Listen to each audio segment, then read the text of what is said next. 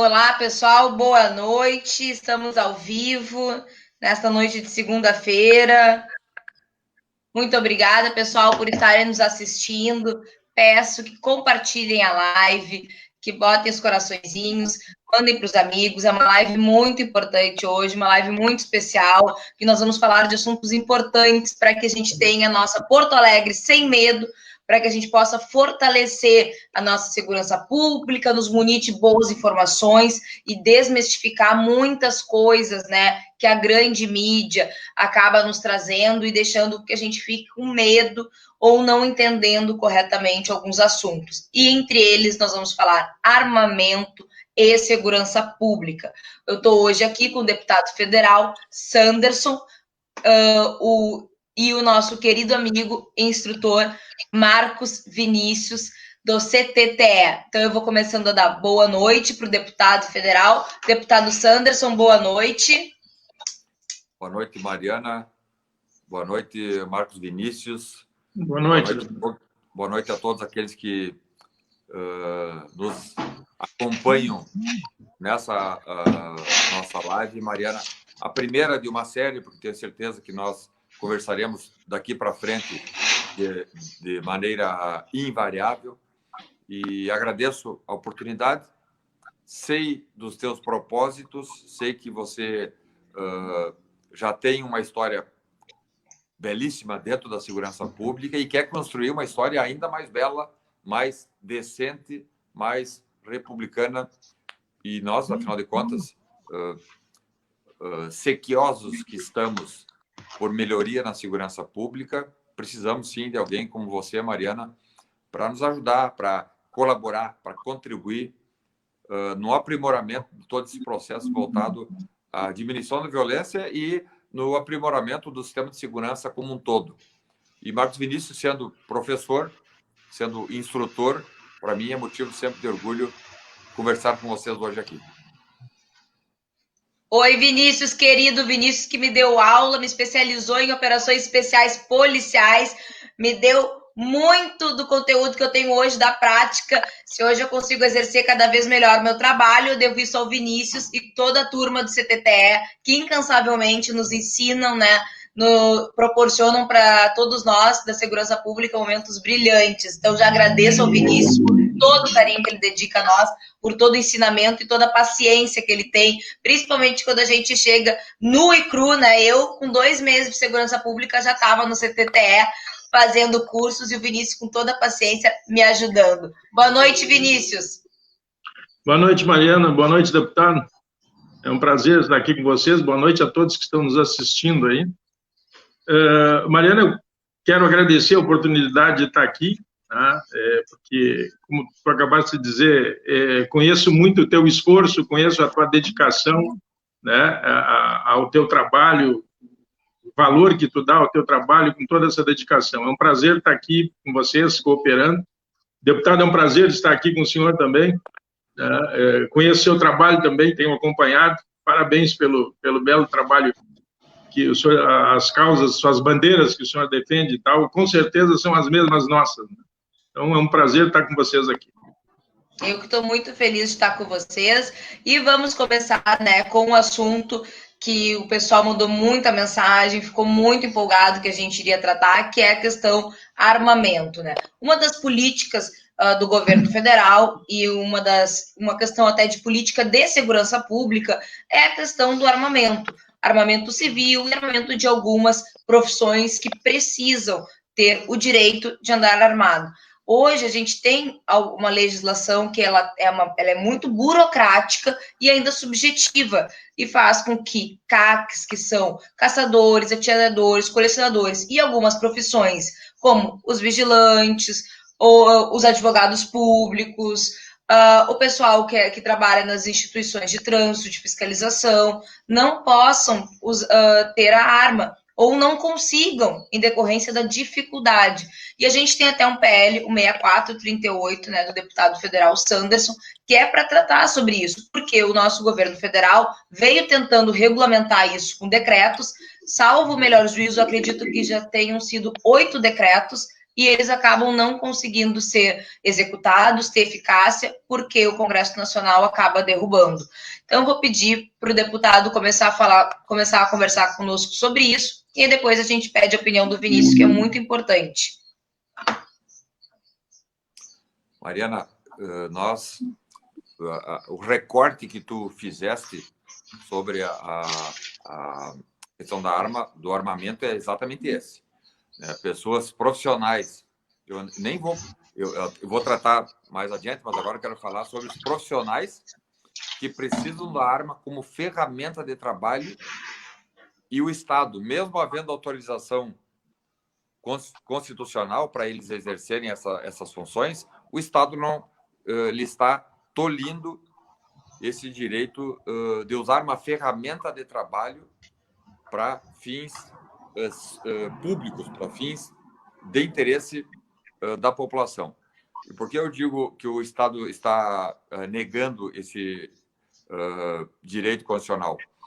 Porque não há nenhuma proibição na Constituição, o Marcos Vinícius é professor, sabe disso, não há nenhuma proibição na Constituição no sentido de que cidadãos brasileiros não possam portar arma, ou seja para fins pessoais, para defesa pessoal da sua família ou da sua propriedade, muito menos a proibição constitucional de que profissionais não possam utilizar arma para o desempenho da sua atividade. E é isso que acontece. Nós tivemos um plebiscito, inclusive, já há um tempo atrás, onde a população, um plebiscito constitucional, feito pelo Tribunal Superior Eleitoral, né? Não foi uma consulta pública apenas, é um plebiscito sob regime eleitoral formal. As pessoas eram obrigadas a irem até as urnas para fazer a votação. Pois bem, o plebiscito decidiu que a população brasileira poderia, sim, adquirir arma de fogo e tê-las, seja em regime de posse, seja em regime de porte de arma. Mas, mesmo com a aprovação plebiscitária, na época, os governos que nos antecederam eram governos com um viés esquerdista, que achavam que... isso aqui é uma leitura minha agora, eu como deputado federal acho que eu posso falar, achavam que apenas vagabundo podia andar armado, que o cidadão de bem e os profissionais que precisavam de arma de fogo para o desempenho da sua atividade não podiam ter arma de fogo, né? Não cumpriram essa determinação plebiscitária, e até hoje nós estamos aí com um sem número de profissões. Nós temos aí oficiais de justiça, oficiais do Ministério Público, até mesmo policiais legislativos, que é uma categoria que muitos até nem sabem que existe, mas existe o policial legislativo. Nós temos aqui em Brasília os policiais da Câmara Federal e os policiais do Senado. E há, dos 27 estados, se não me engano, 17 estados possuem polícias legislativas. Eles também não têm o direito de porte funcional. Aí nós temos um sem número de profissões. Agentes socioeducativos, em alguns estados, agentes prisionais, que agora são os policiais penais. Sim. Imagine um policial penal, um policial que não pode não tem arma com porte funcional. Ele até pode ter um porte, mas é um porte particular, uma licença que o Estado dá para qualquer pessoa. E não é isso que nós queremos. Então, agora, nessa nossa retomada das rédeas da nação brasileira, que nós realizamos em janeiro do ano passado, sem alardes nem exageros, mas nós vamos, aos poucos, devolvendo a normalidade social aos brasileiros, que havia sido retirado desde a FHC. Né? Se pegarmos aí 8 anos de FHC, 8 anos do Lula, mais 4, mais 2 de Dilma, 2 de Temer. Então, foram 24 anos em que policiais foram tratados como tratados muito mal. Né? Demonizaram, né, deputado, nossas polícias, né? Nos tiraram muitos direitos, nos tiraram muitos subsídios no sentido de equipamentos, de treinamentos, né? Eu me recordo, e Marcos Vinícius também deve lembrar, o estado do Rio Grande do Sul foi um dos primeiros estados governados pelo PT, onde tivemos um secretário de Segurança Pública que simplesmente proibiu que os policiais atirassem naqueles que estavam sendo sujeitos... Parado, polícia, estou armado e posso atirar. Isso aí não era... Parece piada, mas não é. Na época foi baixado portaria e tudo. Mas, além disso, eu me recordo que numa época do governo Lula, dos 27 estados, quase que todos os estados possuíam como secretário de Segurança Pública sociólogos, filósofos, historiadores, né? Eles achavam assim, não, nós vamos tratar da segurança pública como ninguém tratou, vamos fazer uma revolução, vamos retirar os policiais da gestão da segurança pública e botar ali cientistas, sociólogos, antropólogos, sei lá o que eles quiserem inventar. Aí, o resultado disso? 60 mil homicídios ano. Bandidagem tomou conta, policial virou refém dessa política enviesada. O policial tinha vergonha de dizer que era policial.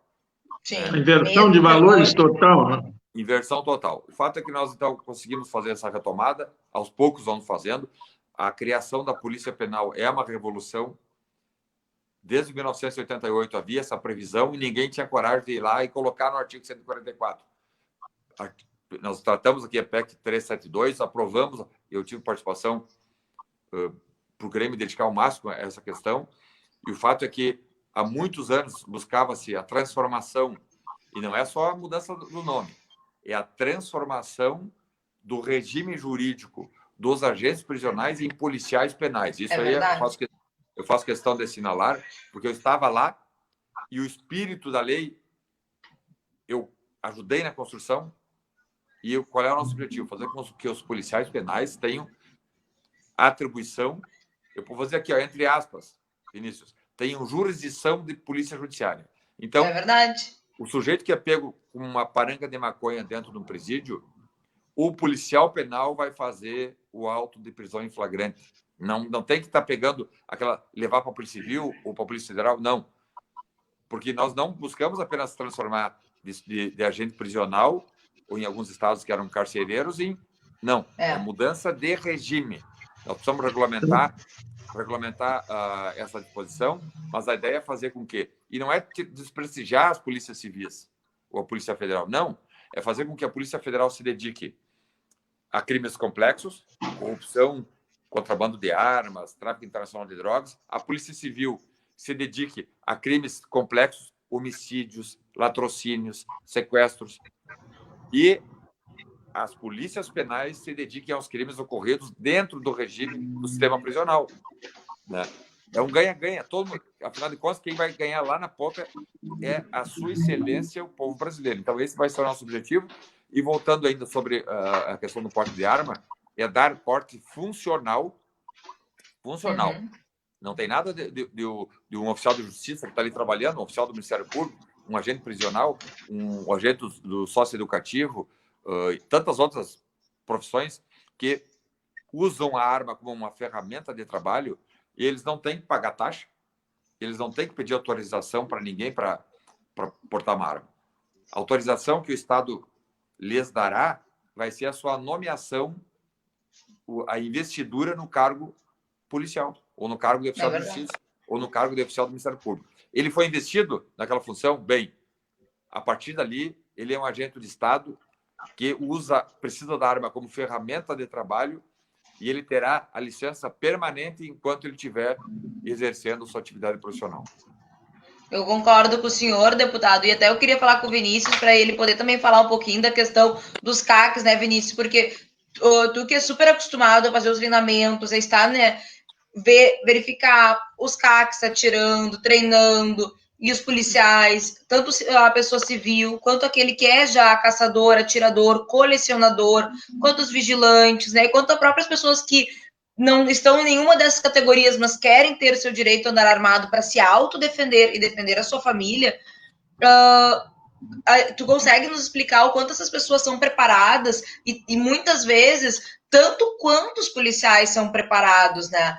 Porque se dedicam vão fazer o treinamento e querem defender a sua vida. Ninguém fala em porte de arma algo sem regras, sem critérios. Nós falamos em critérios objetivos, nós falamos em tirar a subjetividade, mas haver uma responsabilidade. Há uma questão prática, uma questão psicológica e a questão de uma investigação social.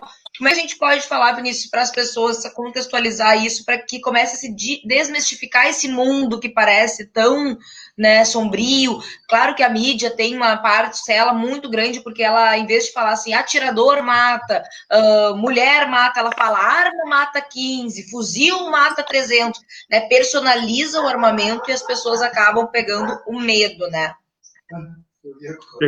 Mariana, pegando um gancho na fala do deputado, é inadmissível pensar que um órgão de segurança, um órgão propriamente de segurança pública, como ficou agora as polícias penais, as outras categorias, como os agentes socioeducativos, né, não tenham direito a um porte de arma. Para o agente socioeducativo, nós temos aí, recentemente, houveram aqui em Porto Alegre, houveram 2 ou 3 execuções de resgate de presos, de menores, que estavam sendo conduzidos ou para atendimento médico ou para alguma audiência, né, onde os agentes se viram expostos à ameaça, não reagiram, não têm condições de reagir, simplesmente tu tem que entregar o menor, né, que está em poder deles. Né? Os agentes da Polícia Penal têm um porte institucional, é inadmissível que isso não exista, né? Quanto mais, digamos, nós tivermos, quanto mais pessoas ou polícias, né, armadas, guardas municipais que lidam agora com, tem a lei 10.320 deu esse poder também da polícia para os guardas municipais. É inadmissível pensar que eles não possam usar, não ter um porte funcional, né? A lei facilitou para alguns municípios com, digamos, certa quantidade da população, né? A gente sabe que para ter o porte, mas todas essas categorias têm que ter, por obrigatoriedade, o porte funcional, né? As outras categorias, por exemplo, vigilante, né? Bom, vigilante, os CACs, que também almejam. O CAC hoje tem o porte que chamam do porte abacaxi, né? O direito de portar uma arma para defender o seu acervo, uma arma de porte municiada. Durante o deslocamento para o treinamento ou para uma situação de caça, eles podem levar uma arma municiada para proteção, né? Desta forma, nós sabemos que o que regula o decreto, né, 9.845, que regula o porte civil, o direito ao porte de arma, né, para o cidadão civil. É importante que o pessoal entenda a diferença entre o CAC e aquele cidadão que quer ter simplesmente a posse de uma arma ou o porte de uma arma. Uma é regulada pela Polícia Federal, aquele cidadão que quer a arma para autodefesa, né? Ele é regulado pela Polícia Federal, pelo cadastro dele no SINARME, e o CAC, o atirador, o caçador, né? O atirador desportivo ou o caçador, o colecionador, ele é ligado direto ao Exército, né? E ele não tem o direito a porte de arma, ele tem o direito àquele porte durante o transporte da prática do seu esporte, né? Ou até mesmo da prática da caça como esporte também, né? Então, cada um tem uma finalidade. O rigor da lei para que qualquer uma dessas duas categorias consiga adquirir o seu porte ou até mesmo conseguir a posse da arma, da lei, não é como, digamos assim, a forma como a mídia transmite, né? Ou aquelas pessoas que são contra, é como se fosse qualquer um tem direito. Como se fosse comprar ali na Mesbla, né? Como minha avó dizia que na época dela podia comprar na Mesbla. Exato. Né? O direito, qualquer cidadão tem. Agora, a vontade de ter e atender todos aqueles requisitos da 10.826, da lei, né, que exige as exigências, o teste psicológico, o treinamento, a assiduidade, por exemplo, o CAC tem as portarias que regulam, né, a 136 e a 150 do COLOG, que regulam o direito do CAC de possuir o seu CR, de possuir a arma. É impressionante, não é tão simples assim. O cara, hoje em dia, o cidadão, para ter uma arma, ele tem que ser teimoso, né? Ele tem que querer ter, porque ele vai passar por uma romaria incrível, entendeu? É verdade. E por que não as outras categorias que querem o porte também, querem ter direito ao porte, né? Que passem pelo mesmo crivo, entendeu? Esse rigor que eu digo na concessão, ele é para exigir a idoneidade do cidadão, para exigir o treinamento dele e o preparo dele, tanto material como psicológico, o preparo dele, para que ele possa portar uma arma, entendeu? A lei garante esta segurança, né, para o restante da sociedade, que essas pessoas são capacitadas, né, para poder ter essa arma. Entendeu? Então, é seguro tu ter alguém que tem uma arma porque ele passou por um crivo incrível. Entendeu? É verdade. Então, a lei facilitou muito agora, os 6 decretos que nós temos aí que regulamentam toda essa parte, eles flexibilizaram algumas situações, como a parte da declaração, né, de extrema necessidade, e dependia do subjetivismo lá do delegado da Polícia Federal para que ele concedesse o porte. Agora ela tem presunção de veracidade, né, assinada pelo próprio requerente. Então, isso foi uma evolução grande. Dá para melhorar mais? Claro que dá para melhorar. Dá para flexibilizar? Claro que dá para flexibilizar, tanto numa parte quanto na outra, mas sem perder toda esta, digamos, exigência legal e segurança para que o Estado tenha certeza que aquele cidadão que vai portar aquela arma, ele tem condições de portar. E não vai ser um risco para a sociedade, um risco para ele mesmo e tal, né? Isso inclui todas as categorias, mesmo aquelas que não teriam o porte institucional, né, dos órgãos públicos, mas a categoria de vigilantes, como se prevê também, e almejam ter um porte de arma, né? O CAC também, ele quer o porte de arma definitivo, perfeitamente. Sim. O CAC, principalmente, tendo toda aquela habitualidade de treinamento e a disciplina que os CACs têm com o tratamento de uma arma, é da mesma forma que o policial tem com a arma. Entendeu? Não tem o porquê eles não adquirirem o porte. Né? E deputado, como a gente teve essa dificuldade, né, de implementar essa política de segurança pública, né? Porque uma das coisas que eu falo sempre é que nenhuma sociedade é tão segura quanto aquela sociedade armada, né? Com critérios objetivos e com responsabilidade, claro. Por exemplo, se a gente pegar 1980, os Estados Unidos, ele tinha 10 homicídios a cada 100 mil habitantes. O Brasil tinha 10 homicídios a cada 100 mil habitantes. Hoje, 2017, o Brasil tem 60 homicídios a cada 100 mil habitantes e os Estados Unidos tem 5 homicídios a cada 100 mil habitantes. E agora, desde que houve já essa melhora, essa desburocratização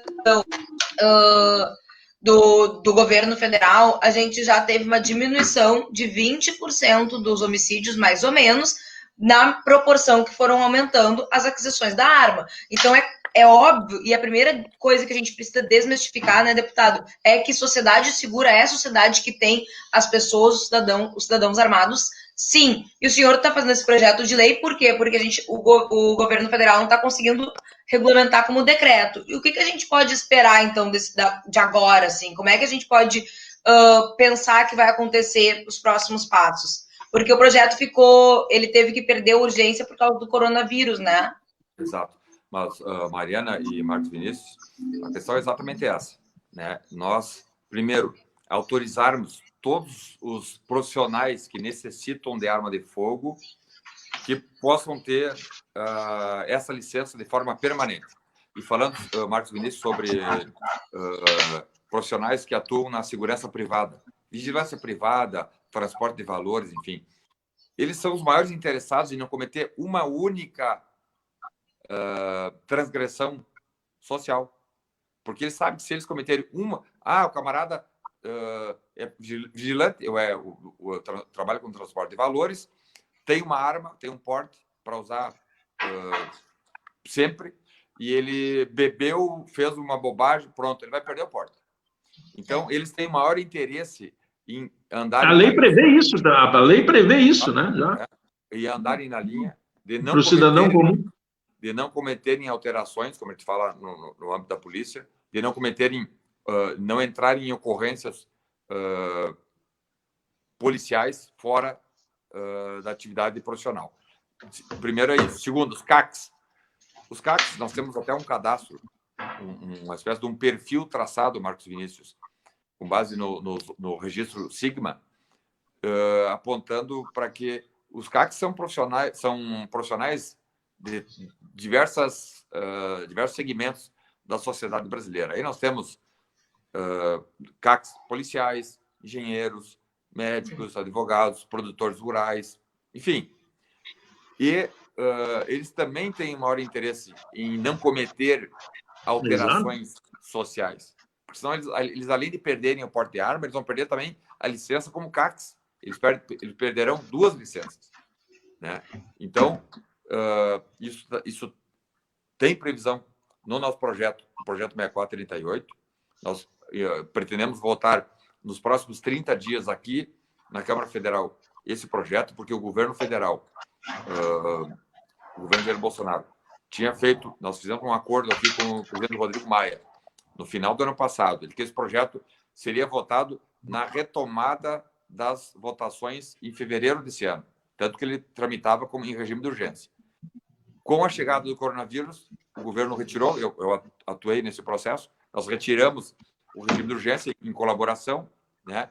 Mas nós já estamos em agosto e o Rodrigo Maia, o presidente da Câmara, não pautou isso por ele. E nós estivemos conversando com o presidente Jair Bolsonaro, eu, pela liderança do governo, com o ministro general Ramos, que é o Segov, secretário de governo do presidente Jair Bolsonaro, conversamos com as lideranças da Câmara e com o próprio presidente Rodrigo Maia, e a tendência é nós, nos próximos 30 dias, talvez até antes, colocarmos em votação esse projeto para que aquela precariedade, Marcos Vinícius, a precariedade dos decretos, porque o decreto é um ato normativo não complexo, porque apenas o executivo atuou na sua elaboração, enquanto que as leis propriamente ditas, as leis em sentido formal e material, é um ato complexo, porque a lei ela é feita pelo Congresso Nacional, pela Câmara, pelo Senado, e sancionada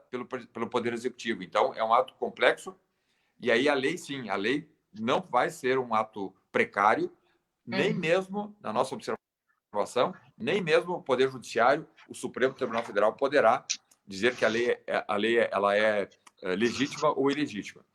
Então, o objetivo é fazer com que essa lei seja discutida, obviamente, vamos fazer a discussão. Há margem para aprimoramento, para fazermos ajustes? Sim, há margem. Vamos fazer ajustes, não tem problema. Mas o fato é que precisamos, sim, dar o direito constitucional de defesa àqueles cidadãos que queiram. Ninguém vai ser obrigado a ter uma arma. Mas e, deputado, é importante que a gente fale que não estamos falando em obrigatoriedade. Exemplo, carros matam, né? Acidentes de carros matam muito. A gente teve uma evolução muito forte até com a questão das legislações que foram sendo apertando e fazendo com que daí as pessoas fossem se conscientizando, mas cada um vai lá pela sua vontade, faz os testes, né? Tem os critérios práticos, objetivos e mais a questão psicológica e consegue andar de carro, moto, enfim, caminhão, cada um decide com o que quer andar. Por que as armas é algo que ou todo mundo vai ou ninguém vai? E as pessoas ficam à mercê, né, de uma criminalidade que é importante que a gente também fale, que essa criminalidade, ela não precisa de nenhum critério, ela cada vez está se armando mais e dominando maiores territórios. A gente hoje tem uma disputa de territorialidade enorme entre as facções. E isso até, deputado, a gente pode perceber dentro dos presídios, onde elas permanecem comandando e bancando, financiando todos esses armamentos que se voltam contra a sociedade de bem. Perfeito. Falando sobre isso, nós podemos um dia, Mariana e Marcos, fazer uma outra conversa só tratando sobre armas. Né? Talvez quando esse projeto for pautado, quando ele entrar na pauta na Câmara, acho que vale a pena a gente fazer uma discussão. Vamos, sim. Será um prazer. Fazer uma discussão mais aprofundada. Mas falando sobre regime prisional, regimes prisionais. Eu apresentei aqui ano passado uma série de projetos, alguns deles modificando a LEP, outros modificando o Código Penal, né? Fazendo um maior rigor, seja na aplicação da pena, seja no cumprimento da pena. Né? Porque nós percebemos que o cenário, a realidade lá de 1941, quando foi construído o Código Penal, era uma. Sim. A realidade social hoje, de 2020, é totalmente diferente. Houve uma dinâmica social que precisa ser respeitada e precisa ser adequada também no aspecto da legislação. Os presos faccionados no Brasil são uma realidade. Não adianta existem as facções dentro dos presídios, nós precisamos fazer com que o Estado faça o enfrentamento dessas facções, quebrando estruturas organizadas que atuam dentro dos presídios. Por que nós sabemos aí no Rio Grande do Sul, a Mariana mesmo já atuou num projeto desse aí, por que no Rio Grande do Sul há presídios que as organizações não se criam? E por que há presídios que elas dominam e mandam? Sim. Se há presídios onde as organizações criminosas não mandam, quem manda ali é o Estado, é porque dá para fazer. É verdade. Os presídios federais mesmo. Nós temos 5 presídios federais. O regime adotado nos presídios federais é um regime tão, eu diria, exemplar, que ali não há motim, não há engendramento de ações criminosas dentro dos presídios, não há preso faccionado, porque ali não existe a história de facção. Advogado não se comunica fisicamente com os presos, não tem visita íntima. Né? É uma série de regras informais que foram, com o tempo, sendo cedidas por governos lenientes, que até pouco tempo comandavam o país. Se não fizer isso aí, eles vão se amotinar e não vai ter paz nos presídios, vai ter efervescência e eles vão incomodar. Bem, se o Estado não tem condições de mandar dentro do regime prisional, dentro das suas cadeias, então o Estado está dando um atestado de incompetência. Está falido. Faliu o sistema. O Estado está falido. Então, vamos fazer a retomada. Vai ter resistência? Vai ter resistência. Não tem problema. Vamos nos enfrentar as resistências. Né?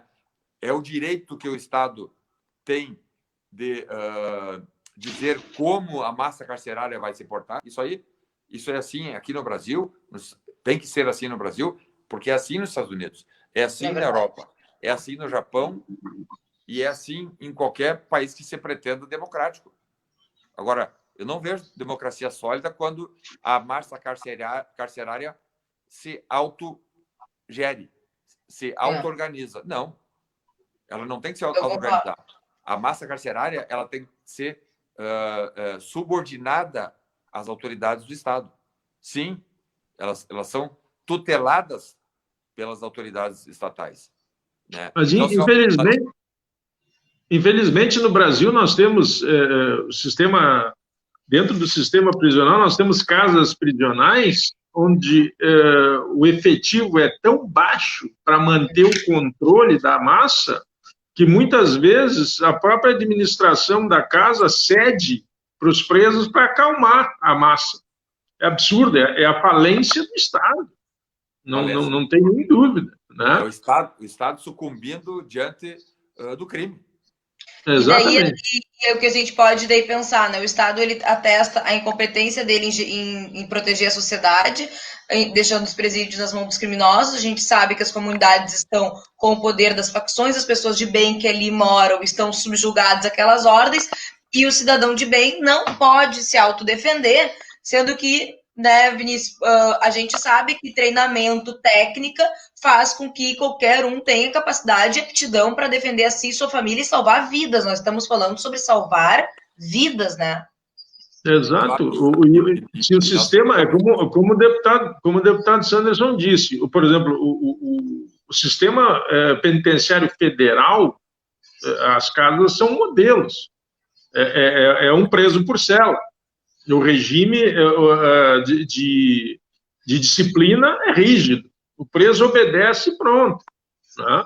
Agora, nos demais regimes estaduais, sistema penitenciário estadual, as cadeias superlotadas, eu já ministrei curso em locais, não vou falar, até não vou comentar o estado e tal, para não... Né? Mas existem locais onde o pessoal, a cadeia estava tão precária, simplesmente eles se retiraram, fecharam por fora, fizeram a contenção por fora e os presos vivem lá dentro. A comida é colocada na portaria do presídio, os presos se alimentam e eles se cuidam lá dentro. Entendeu? É uma falência absurda, né? Mas, infelizmente, a falta de investimento, a precariedade, a morosidade da justiça, acaba com a superlotação. Né? Nós temos aí que, em média, o julgamento, diz que 40% dos presos, pelas estatísticas, praticamente 40% dos presos são presos provisórios, são presos que estão aguardando o primeiro julgamento, né? Aqueles presos que foram presos em flagrante, que estão aguardando uma audiência com uma custódia ou uma audiência de onde tem que ser ouvido algum agente público que efetuou a prisão em flagrante, a maioria por roubo, furto e tráfico, né? Onde 40% desse pessoal é preso provisório. Entendeu? A média do julgamento de um crime de homicídio no país são 9 anos, em alguns estados. Né? Aqui no nosso estado, nós temos aí um recorde, até leva em média de 5 anos, 5 a 6 anos do julgamento final. Entendeu? Muitas vezes, quando sai a sentença desse preso provisório, ele já cumpriu ela com o tempo de prisão provisória que ele teve. Não obedece nem lá os 82 dias do processo normal. Entendeu? Então, é uma falência do sistema. Né? E isso acaba causando esse impacto todo que a gente observa aí nos presídios diariamente. Entendeu? E onde a polícia penal... Né? E onde a polícia penal hoje tem um trabalho arriscadíssimo, de acordo com a OIT, o serviço do agente penitenciário ou da polícia penal agora é a segunda profissão mais perigosa do mundo. Né? Então, alguns estados, a polícia militar, aqui no estado também nós temos presídios onde a polícia militar está há 20 anos dentro do presídio, fazendo a contenção, o controle, né? E em outros estados também. Não, mas e não pode, né, deputado? Agora me fugiu eu ia falar da... Agora me fugiu, acho melhor o senhor falar, porque agora eu ia entrar no assunto e eu fui ler uma mensagem. Mas Mariana e Marcos... lembrei. Não pode a privatização ser a solução, sendo que o Estado não conseguiu dar jeito. Como que a gente pode ser ingênuo e pensar que né? Não tem como, né, deputado? É um debate que tem surgido eventualmente. Vez por outra aparece essa história de um milagreiro, alguém que nem do setor é. O cara não entende bulhufas nenhuma de sistema prisional, de segurança pública ou de sistema de justiça criminal e vem, não, eu tenho a solução. Normalmente é alguém que... É como se eu, policial federal, fosse lá no sistema bancário, financeiro, dizer, não, sistema bancário, agora vocês vão atuar nesse ou naquele sentido. Não é a minha área. Provavelmente eu vou estar dando uma de burro com iniciativa e vou cometer bobagem. Então, nós percebemos aí que trataram, vamos privatizar o sistema prisional que resolve. Isso aí é a maior heresia jurídica e fática que pode se cometer. Primeiro, que o Estado, quando se organizou através de pagamentos de impostos para manter a sua justiça social e sua paz social, e isso ocorreu lá na Grécia Antiga, há 3.000 anos atrás, 3.000 anos, Grécia Antiga, Marcos Vinícius, com as cidades-estados, que eram as polis. as polis gregas. Então, ali reunir as pessoas... vamos viver em comunidade? Sim. Então, cada um vai dar um quinhão aqui para nós formarmos a nossa polícia. Daí, polis. Então, a prioridade do Estado é número 1. Não é nem educação nem saúde. A prioridade do Estado é prover segurança pública. O sistema prisional está no cerne dessa questão. Então, polícia penal, polícia investigativa e polícia ostensiva, que agora são 3. Sim. Temos as polícias investigativas, algumas chamam de polícia judiciária, polícia civil, polícia federal. Polícias ostensivas, polícia militar e entra também a polícia rodoviária federal. E polícia penal federal e polícia penal estaduais. Então, essas 3 polícias são prioritárias no Estado. Se elas são prioritárias, elas não podem ser entregues à iniciativa privada. Porque existe na educação margem para privatização. Porque existe professor privado em qualquer lugar do mundo. É verdade. Na saúde existe margem para privatização? Existe. Porque existe médico público e médico privado. Agora, existe policial privado? Não existe. A polícia é algo típico do Estado. Se o Estado entrega para a iniciativa privada, né, ele está quebrando uma regra básica do regime estatal. E eu falei aqui sobre polis. Há 3.000 anos atrás, quando as primeiras cidades foram criadas, foram chamadas de polis, e daí vem polícia, porque daí surge o Estado. Então, inadmissível falar-se em privatização de presídios. Pode até falar, mas vamos privatizar a comida, a hotelaria. Bem, isso aí, né? Em vez de ser feita dentro do presídio, mas isso já é feito, né? Sim. Isso já é feito, né?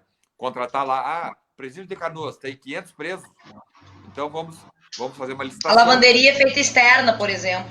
Mas então isso já está resolvido, né? Então, a lavanderia externa, alimentação externa, para que a comida e a lavagem não seja feito dentro do presídio. Aí tudo bem. Agora, polícia penal, regime prisional é atividade essencial, típica e exclusiva do Estado, e eu aqui como deputado federal não vou, e como coordenador, inclusive, da Frente Parlamentar de Segurança Pública na Câmara Federal do Rio Grande do Sul e a coordenação geral também, nós não vamos aceitar isso aí. Mas são discursos de... Fico muito feliz, deputado, de ouvir isso e te agradeço muito em nome de toda a minha categoria, né, de policiais penais. Tenho certeza que os meus colegas se sentem representados e se sentem seguros com essa sua fala. Eu agradeço muito todo esse raciocínio e toda essa defesa em nosso nome, porque todos os policiais merecem o respeito, né, de todos. Claro. Mas são discursos de curiosos, assim, como eu disse, pessoas que não entendem bulhufas, não entendem coisa nenhuma de segurança pública e querem ir lá dar o pitaco e dizer, não, eu tenho a solução, achando que está reinventando a roda e, na verdade, está causando um grande mal. Aliás, o estado do Amazonas, há uns 4 anos atrás, tentou inventar a roda. Não, vamos melhor. Vocês acompanharam, né? Teve uma operação lá, feita pela Polícia Federal, inclusive, que desvendou ali uma quadrilha que atuava... Eles privatizaram o presídio. E houve corrupção, desvio de finalidade, desvio de recurso público, desvio de dinheiro, prevaricação, tráfico de influência, porque num processo de privatização dá margem a uma série de negociatas. Até isso, talvez, esses curiosos, até nisso eles estão pensando. Quantos presídios são no Brasil? São 500 presídios, vão ser 500 oportunidades que eu vou ter para meter a mão no bolso e roubar a população brasileira. Nós não vamos admitir, jamais aceitaremos que gente com esse pensamento leve adiante esse tipo de plataforma. Mas vocês querem ver uma coisa, né? Nessa parte da privatização ou da terceirização do privado, né? A própria emenda constitucional aí 104 de 2019, que instituiu a Polícia Penal, ela colocou um freio até num subterfúgio que os governos dos estados estavam utilizando até dentro do sistema. Que isso acabava, digamos assim, colocando dentro do sistema. Nós temos, no sistema penitenciário no Brasil, hoje existem duas figuras, o AGPEN, que era o agente penitenciário, que agora é o policial penal, e o VPT, né, que era o vigilante prisional privado, né, que era contratado. Alguns estados têm isso aqui no Brasil. Por exemplo, Goiás tinha aberto em janeiro uma contratação de 2.500 agentes prisionais, né? Vigilantes prisionais temporários, né? O VPT que eles chamam. Uhum. Justamente isso aí, o que tu faz? O Estado acaba evitando de contratar e abrir um concurso público para contratar alguém que substitui pela metade do preço. Digamos, um agente penitenciário entraria ganhando 5, 6 mil reais, esse vigilante vai ganhar 2.500, né, para fazer o serviço de forma temporária Só que em estados aqui no Brasil existem vigilantes temporários que têm 10 anos de serviço. O próprio artigo 4 do decreto 104, esse que instituiu a Polícia Penal, ele deu uma freada nisso, porque ali ele determina, lá no artigo 4, que o ingresso para a carreira policial penal será somente através de concurso público, reforçando o que diz lá o artigo 37 da Constituição, né? Então, ele afastou, e na segunda parte desse mesmo artigo, ele fala no reaproveitamento de casos que já estejam, de funcionários que já estejam, ou até mesmo em alguns casos, alguns advogados já prevêem isso, justamente por aquele VPT, aquele vigilante, né, prisional temporário estar dentro do sistema há mais de 10 anos, até mesmo para efetivar ele como um policial penal.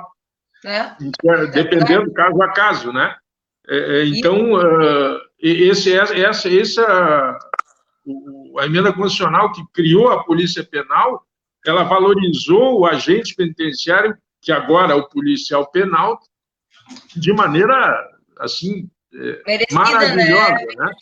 Não, e foi uma luta de muitos anos, e a gente agradece muito, né, a bancada, ao deputado Sanderson, que fez a frente para nós, que nos ajudou, que foi incansável, e eu tenho certeza que a gente vai poder fazer mais lives sobre o assunto armamento, sistema prisional e segurança pública. O deputado é uma referência para nós. O Marcos Vinícius tem toda uma história, instrutor, policial civil aposentado, então também nos engrandece muito com as suas falas, mas o deputado tem compromisso e a gente precisa terminar a fala, então eu vou abrir para o deputado fazer suas considerações finais. E a Débora perguntou, e a Polícia Civil? Quando eu fiz a fala ali, a Polícia Civil, a Polícia Federal, a Polícia Rodoviária Federal, os guardas municipais, todas as pessoas que trabalham nas forças policiais merecem respeito. Todas, absolutamente todas. Pode fazer as considerações finais, deputado. Perfeito. Mariana, primeiro te cumprimentar pelo teu carisma e pelo entusiasmo. Aquela história, né, Marcos Vinícius? Só empolga quem está empolgado, só convence quem está convencido. Está nos teus olhos, Mariana, a empolgação própria de quem quer ajudar, quem quer contribuir. Parabéns por isso. Conte conosco em todos esses processos. Eu acho que nós, Marcos Vinícius, não sei se tu concorda comigo, mas com todas as dificuldades que nós temos enfrentado aqui em Brasília, seja no Palácio do Planalto, como também no Congresso, eu acho que nós nunca tivemos um cenário tão favorável. Nós temos em torno de 100 deputados ligados à segurança pública. Dos 500, 100. Nunca teve tanto deputado ligado, como alguma relação, né, com a segurança pública. Um presidente da República que sempre, durante o tempo que foi deputado federal, teve ligações com a segurança pública. Inclusive, tem um filho que é policial federal.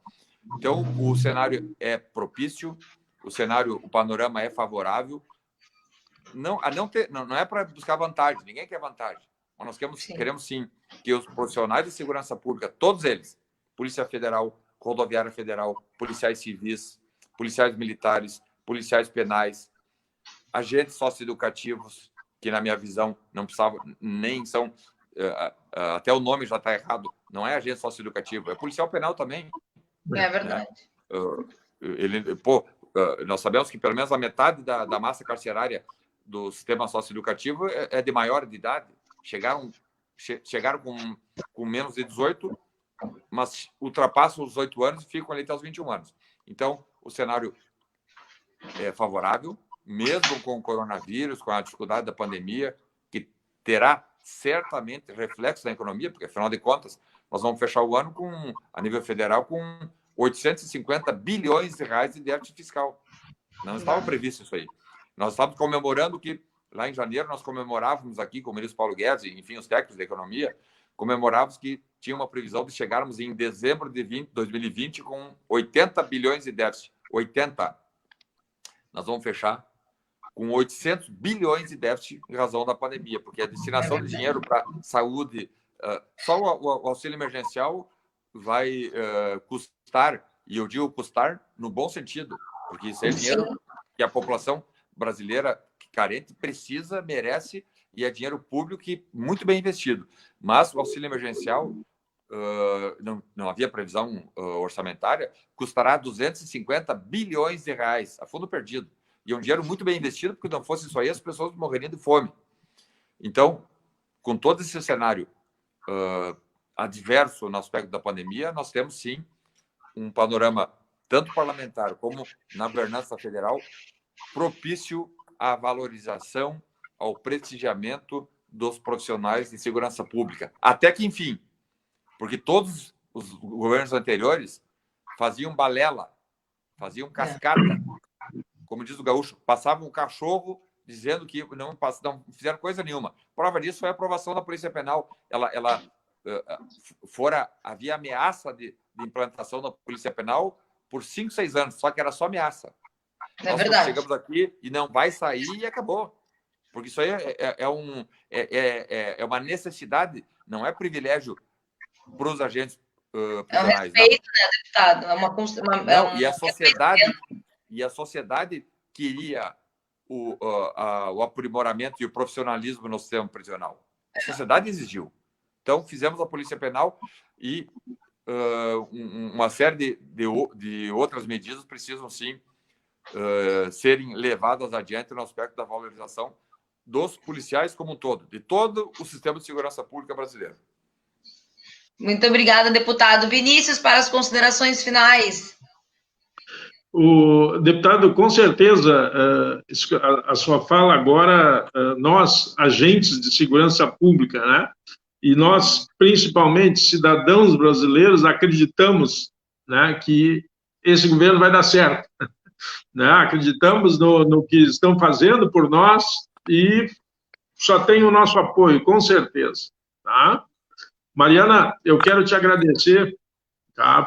Claro, nós podíamos passar aqui batendo papo, tem muita coisa boa para a gente conversar, tá? O que a gente vive aí, o nosso dia a dia, o que a gente viveu, né? Eu vivi segurança pública lá na Ativa há 32 anos, já estou mais 6 aqui fora, vivendo junto também, cooperando, crescendo junto ainda, continuando crescendo, vendo essa nova geração, né, que faz polícia. Tu disse que uma colega aí perguntou, né, sobre a Polícia Civil e tal. Claro, nós valorizamos todas as polícias, né? Apesar de só hoje ter o tema do Polícia Penal, mas todas as polícias para nós são importantes, né? Até mesmo a tão almejada Polícia Municipal, né? É verdade. Que é o sonho muito das guardas municipais aí, com certeza tem o nosso apoio. Tem o nosso apoio e para crescer. Quanto mais policiais ou polícias tiverem, né, para nós é melhor, entendeu? A segurança só ganha, a comunidade só tem a ganhar, tá? Eu agradeço a oportunidade e fico à disposição aí. Deputado, foi um grande prazer falar com o senhor. Se precisar da gente, estamos à disposição. Então, eu agradeço a vocês por terem compartilhado comigo a experiência, o deputado, né, por ter estado aqui conosco, olhando as nossas lutas, nos ajudando e nos representando diariamente. Deputado, depois eu vou enviar uma lembrança do Porto Alegre Sem Medo para o senhor. O Vinícius já recebeu. Eu só não estou com a minha aqui, porque ela ficou lá no campo. Então tá. E eu quero agradecer ao pessoal que estava nos acompanhando, ao pessoal dos Jovens de Direita, a Jéssica, ao pessoal dos vigilantes e dizer que nós, do Porto Alegre Sem Medo, temos sim a vontade de que os vigilantes, os CACs, as pessoas civis possam andar armada quando elas quiserem, com critérios objetivos, técnicas e responsabilidade. Nós falamos em uma lei objetiva, em uma desburocratização, para que cada um possa se autodefender, e reconhecemos, além da importância da segurança pública, da segurança privada para a garantia da ordem e da paz social. Quero mandar um beijo para a Guita, para o Marcos Vinícius, tão querido, que me atendeu, o Marcos Vinícius, que é teu xará, Marcos Vinícius, que me atendeu quando eu precisei aqui em Porto Alegre, ao César, a Aline e a Jéssica. A live das gurias está sempre nos acompanhando, a Sargento Flávia, o Lauro e a todos que hoje estavam aqui. Não consigo falar o nome de todos, ali o Cleiton, o Christian Machado. Um grande abraço, obrigada, boa noite e até a próxima, pessoal. Boa noite. Boa noite, parabéns. Obrigada. Parabéns.